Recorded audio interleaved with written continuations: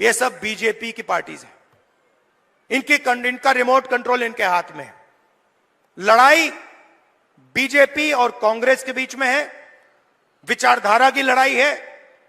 एक तरफ न्याय, दूसरी तरफ अन्याय। एक तरफ किसानों का हित, गरीबों का हित, मजदूरों का हित, और दूसरी तरफ अदानी जी और अंबानी जी जैसे लोगों का फायदा। यह मोदी जी की सरकार नहीं है, यह अदानी जी की सरकार है। यह बात याद रखिए। और हरियाणा में अदानी जी जैसे लोगों की सरकार नहीं चाहिए। किसानों की, मजदूरों की, गरीबों की सरकार चाहिए। जब भी आपको मेरी जरूरत हो, पार्लियामेंट में भाषण करवाना हो, कोई मुद्दा हो आपका, सरकार पर प्रेशर डलवाना हो, यहां हरियाणा में आके आपसे बात करनी हो, आपको सिर्फ ऑर्डर देना है। आपको कहना है राहुल इधर आओ, मैं हाजिर हो जाऊंगा।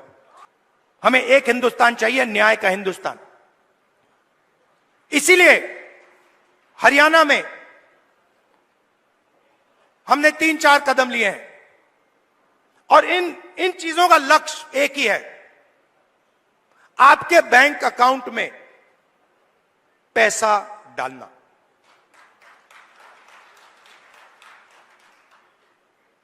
सबसे पहले महिला शक्ति योजना, 2000 रुपए हर महीने महिलाओं के बैंक अकाउंट में। आजकल गैस सिलेंडर कितने का है? कितने का लगता है गैस सिलेंडर? 1200, 700 रुपए, मतलब 500 रुपए का गैस सिलेंडर में लगेगा, 700 रुपए आपके बचेंगे, जेब में 700 रुपए जाएंगे। सामाजिक सुरक्षा, जो ओल्ड पेंशन स्कीम है, उसको हम फिर से लागू करेंगे, और 6000 रुपए हर महीने के विधवाओं को, बुजुर्ग लोगों को और डिसेबल्ड लोगों के बैंक अकाउंट में जाएगा। युवाओं के लिए सरकार में 2 लाख खाली रोजगार है। 2 लाख पोजीशन, मतलब 2 लाख लोगों के जेब में से नरेंद्र मोदी जी ने पैसा काट रखा है। 2 लाख युवाओं को हम वो सरकारी पोजीशंस देने जा रहे हैं, और सबको, हर जात को, सब लोगों को न्याय के साथ, रिस्पेक्ट के साथ ये 2 लाख पोजीशंस दी जाएंगी। सीधा आपके जेब में पैसा जाएगा हर महीने बैंक अकाउंट में। किसान को गारंटीड एमएसपी हरियाणा में, और जो अभी आपका धान नहीं खरीदा जा रहा है, चुनाव खत्म होते ही, कांग्रेस की सरकार आते ही आपके बैंक अकाउंट में धान के लिए पैसा जाना शुरू हो जाएगा। 100 गज के प्लॉट 3.5 लाख रुपए, 2 बेडरूम के मकान के लिए गरीब लोगों के लिए हम देने जा रहे हैं। 300 यूनिट फ्री बिजली, और 25 लाख रुपए हेल्थ इंश्योरेंस के लिए हरियाणा की सरकार हरियाणा के गरीब लोगों को देगी। ये देखिए, और आखिरी बात, जो सबसे जरूरी बात, जाति जनगणना। मुझे यह पता लगाना है कि इस देश में कौन से जात के कितने लोग हैं। आप देखिए, आज दिल्ली की सरकार देखिए, 90 अफसर हिंदुस्तान की सरकार चलाते हैं। ओबीसी की आबादी कम से कम 50%, दलित की आबादी 15%, आदिवासी 8%, माइनॉरिटी 15%, उसको आप जोड़ेंगे 90% हो जाता है। 90 अफसर में से जो हिंदुस्तान के बजट को बांटते हैं, सब निर्णय लेते हैं, जो हमें आके कहते हैं कि भैया नहीं, गरीबों को पैसा नहीं दिया जा सकता, नहीं किसानों का कर्जा माफ नहीं किया जा सकता, नहीं बीमा का पैसा नहीं एकदम नहीं दिया जा सकता, वही लोग 90 में से 3 ओबीसी वर्ग के हैं, आबादी 50%, 90 में से 3, और 5% बजट का निर्णय वो लेते हैं,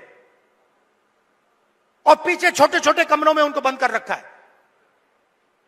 बड़ी मिनिस्ट्री में नहीं मिलेगी उनको, छोटी सी मिनिस्ट्री मिलेगी। बड़ी मिनिस्ट्री में वही 8-9% के लोग, उन्हीं परिवारों के लोग, काम चलता जाएगा। दलित 15% है, 100 रुपए में से 1 रुपये का निर्णय दलित अफसर लेते हैं। 15% आबादी, और अगर हिंदुस्तान की सरकार 100 रुपए खर्च करती है तो 1 रुपया दलित अफसर निर्णय लेता है। इसीलिए मैंने कहा है, कांग्रेस पार्टी ने कहा है, हम ये जानना चाहते हैं इस देश में कितने दलित, कितने आदिवासी, कितने पिछड़े वर्ग के लोग हैं, और यह भी जानना चाहते हैं कि इस देश का जो धन है, जो संस्थाएं हैं, जो बिजनेसेस हैं, उसमें दलित कितने, आदिवासी कितने, पिछड़े कितने, ये हम पता लगाना चाहते हैं। छोटा सा उदाहरण देता हूं आपको, आप चौंक जाओगे, हिल जाओगे। आप खेती करते हो, लगे रहते हो, आप छोटा बिजनेस चलाते हो, नोटबंदी लग जाती है, गलत जीएसटी लग जाती है, आपको दबाया जाता है, कुचला जाता है।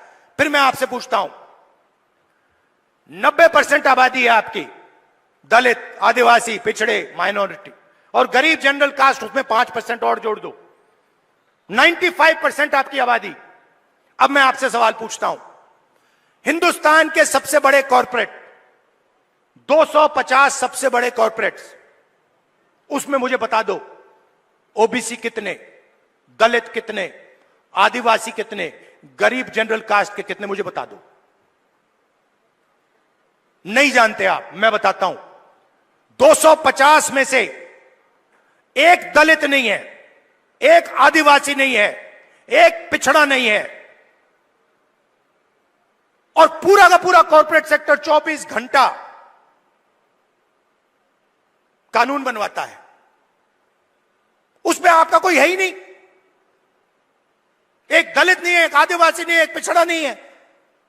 आपका काम मजदूरी करना, कॉन्ट्रैक्ट पे काम लेना, अमेरिका भागना,